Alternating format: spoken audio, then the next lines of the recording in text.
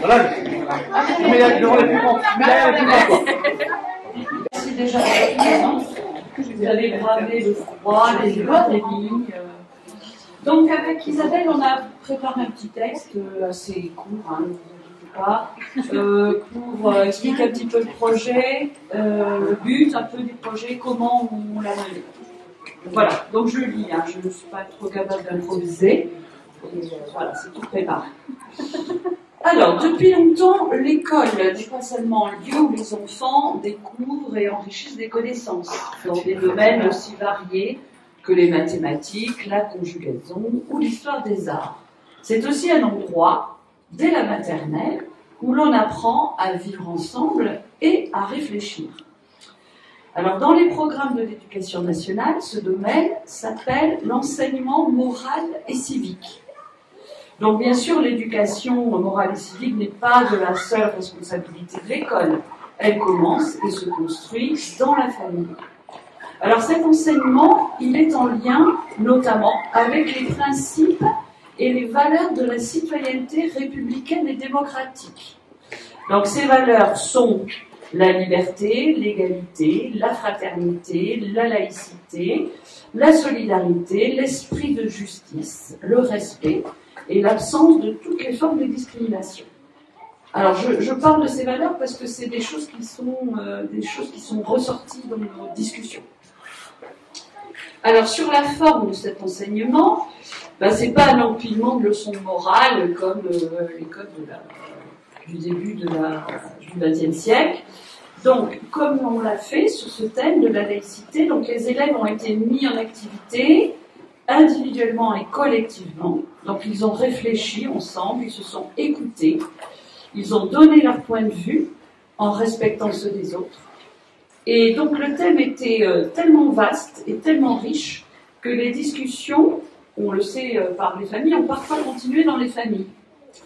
Donc, ce qui est logique, puisqu'il s'agit là de partager des valeurs qui concernent les adultes et les enfants et qui impactent nos vies quotidiennes. Nous pensons, par exemple, au regard que la société porte sur les personnes handicapées ou bien sur l'égalité filles-garçons dont les enfants ont beaucoup parlé et qui se retrouvent dans leurs dessins. Excusez-moi. Donc, pour comprendre ce qu'est la laïcité, merci.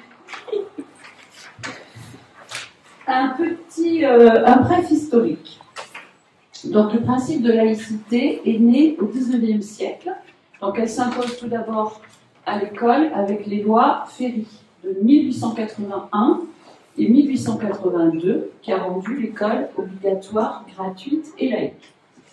Le 9 décembre 1905 est votée la loi de séparation de l'Église et de l'État, faisant de la France un pays laïque. C'est d'ailleurs le 9 décembre, tous les 9 décembre, qui a été choisi comme date officielle pour fêter la laïcité dans la République française aujourd'hui. Les deux dernières mesures concernant la laïcité à l'école remontent en 2004 avec l'interdiction de porter des signes religieux ostentatoires à l'école et en 2013 avec la mise en place de la charte de la laïcité, ici, au sein, qui est affichée dans tous les établissements publics, écoles, collèges, lycées. Voilà. Non, j'ai pas fini, hein, c'est ça? Je ne sais plus où je m'arrête. Tu peux nous parler. Non. Alors, je finis. Le projet d'un travail sur la laïcité était assez ambitieux parce que les notions abordées ne sont pas toujours simples, ni pour des adultes d'ailleurs, ni pour des enfants de 10-11 ans. Mais franchement, ça a été l'occasion de montrer que l'école est un lieu où l'on se questionne, où l'on développe son esprit critique et où finalement on apprend à devenir des citoyens guidés par la raison. Voilà, je passe la parole. Le projet a consisté à mener des activités autour des valeurs de la République. Nous avons principalement travaillé autour de la charte de la laïcité. Nous avons dès lors beaucoup discuté, échangé et même débattu dans le cadre d'ateliers philosophiques prenant appui sur des articles, voire des vidéos que certains collègues d'autres écoles ont réalisés au sein de leur classe. Le but étant que chaque enfant puisse expliciter chacun des 15 articles de la charte avec ses propres mots afin de mieux s'approprier cette notion compliquée qu'est la laïcité. Un travail riche, profond, qu'on a voulu valoriser en laissant une trace visible, pourquoi pas sur les murs de l'école, et la réalisation d'un art de la laïcité s'est vite imposée car symboliquement, les racines de l'art de la laïcité puisent dans notre socle républicain et ces branchages reflètent notre vivre ensemble. Cependant, cette idée a complètement été sublimée par l'artiste Guillaume, qui fait l'honneur de sa présence aujourd'hui, Guillaume, qui a su prendre en compte le travail de chaque enfant tout en créant une œuvre collective et cohérente que nous inaugurons aujourd'hui. Pour aboutir à cette œuvre, chaque élève était au préalable invité à faire un dessin thématique qui a ensuite été scanné et envoyé à l'artiste qui les a retravaillés en y intégrant sa touche personnelle. Tout au long du mois de juin, guidés par Guillaume, les élèves ont donné vie à ce projet artistique et citoyen, en peignant à tour de rôle, portant ainsi haut et en couleur les valeurs républicaines de notre école publique communale.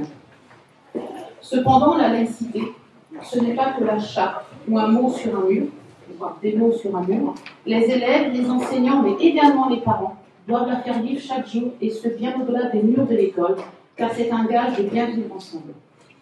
Cette fresque se veut avant tout un message fondamental que tous les artistes ayant apposé leur pinceau ont à cœur de faire passer aux générations suivantes. Nos premiers remerciements sont pour nos élèves artistes qui sont à l'origine de ce projet. Ils peuvent être très fiers de leur travail, aussi bien artistique que philosophique.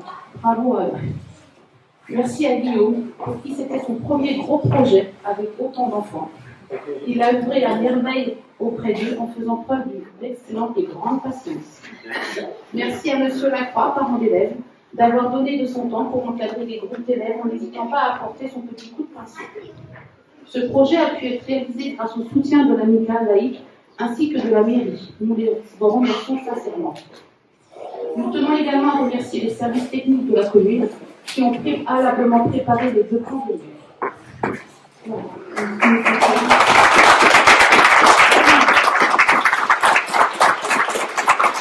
On a demandé à Guillaume d'intervenir pour qu'on elle a accepté. Donc, je vais passer le micro. Ça roule.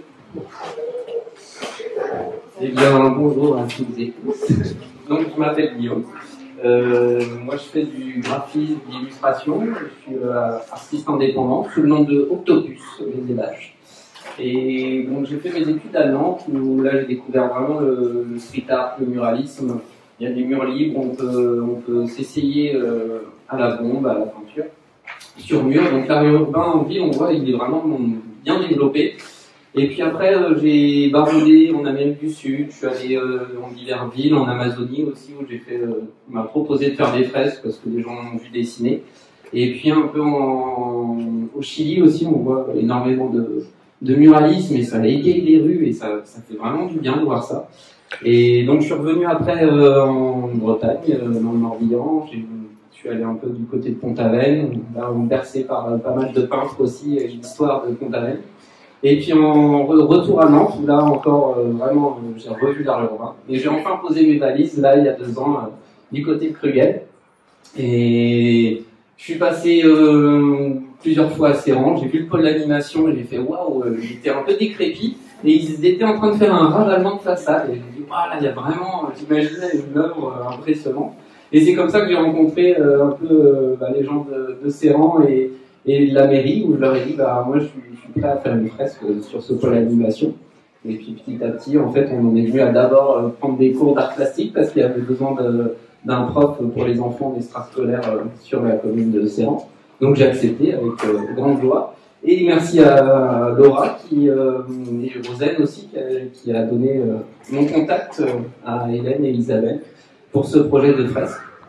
Et donc là, on est parti, effectivement, c'était une période pas évidente vu le Covid, mais on a réussi à faire quelque chose de vraiment chouette et je leur ai donné vraiment le thème libre pour les enfants. Je leur ai dit, prenez du papier, ça peut être des crayons, de n'importe quel support, et puis faites-les travailler sur la laïcité, parce que cette part d'improvisation est importante aussi. On n'est pas sur une fresque vraiment cadrée, où c'est spontané, et l'improvisation c'est vraiment important. Et donc on est parti là-dessus et puis j'ai reçu en fait beaucoup de dessins de la part des CM1, CM2. Bravo à eux. En plus le thème est effectivement pas simple à aborder. Et donc, pour ce faire, j'ai réutilisé tous leurs dessins et je l'ai adapté à un style graphique assez simple pour qu'ils puissent le peindre et en même temps qu'il y ait une cohérence en termes de couleurs et de style graphique. Donc, j'ai repris en modifiant un petit peu légèrement leurs dessins. Et donc, j'avais proposé une maquette numérique à Hélène et Isabelle qui ont validé en termes de couleurs, on fait plusieurs propositions. Et là, on est parti sur presque 2 semaines de peinture avec les élèves. Merci à eux, ils étaient vraiment adorables, on a passé des chouettes moments. Alors, il faisait chaud, on avait des tapis, on était en t-shirt, c'était pas la même ambiance. Mais vraiment bon moment, c'était le mois de juin, mais juin, là, c'était vraiment chouette. Donc, merci à Hélène, Isabelle, de votre confiance, et merci à vous. Voilà.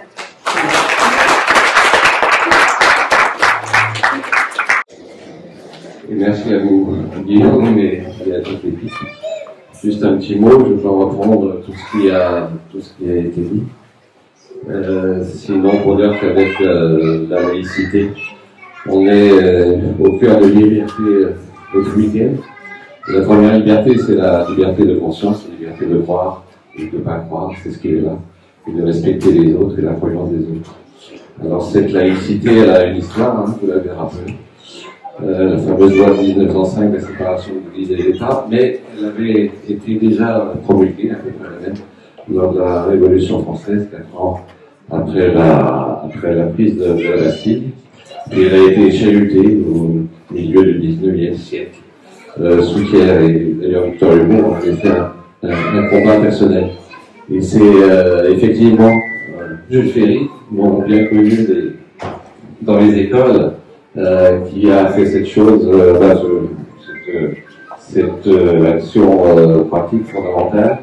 Il a supprimé l'enseignement religieux, l'enseignement catholique entre autres, et le catéchisme en ce qui nous concerne, pour le remplacer, comme vous l'avez dit, par l'instruction morale et civique. Et moi, je me souviens, quand j'avais votre âge, il y a quelque temps, déjà, quand je rentrais en classe, il y avait toujours sur le tableau une phrase écrite en plein et dédiée, une phrase qui... d'ailleurs, j'en ai vu chez vous, quand on a eu la réunion avec les parents d'élèves et les enseignants, j'ai vu des papiers qui étaient écrits sur les murs avec des phrases pas sur la laïcité, mais des phrases de morale, ou sur les papiers. Oui, en fait, c'est des phrases de comportement, et du livre avec ensemble qui sont rappelées. C'est cette histoire-là qui continue. Et donc, effectivement, c'est le rôle de l'école, à côté du principal rôle de la transmission des savoirs et des connaissances. Mais en fait, c'est la même chose. Hein. Tout ça, ça construit une culture la vraie culture, la culture des faits aussi, à travers l'enseignement que vous faites, qui est inscrit à l'école. Puis je dis souvent, et les adjoints en marre d'entendre cette que la culture, c'est le partage des connaissances. Et aujourd'hui, on est dans un partage des ignorances avec des nouveaux moyens de communication. Donc voilà, c'est ici, les enfants, que doit être votre ancrage de culture. Donc merci pour ce travail, pour la réalisation, pour toute cette pédagogie qui s'inscrit dans votre cursus. Et je pense que les enfants, je me souviendrai de cette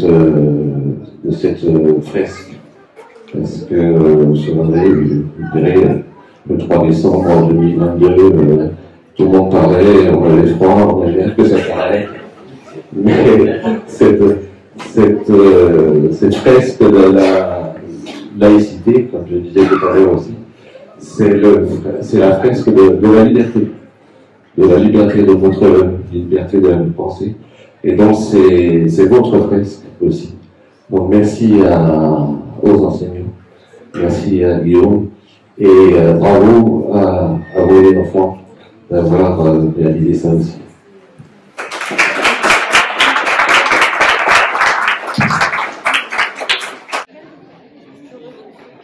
Je sais, c'est pour ça que je suis là. Je suis là aussi, moi.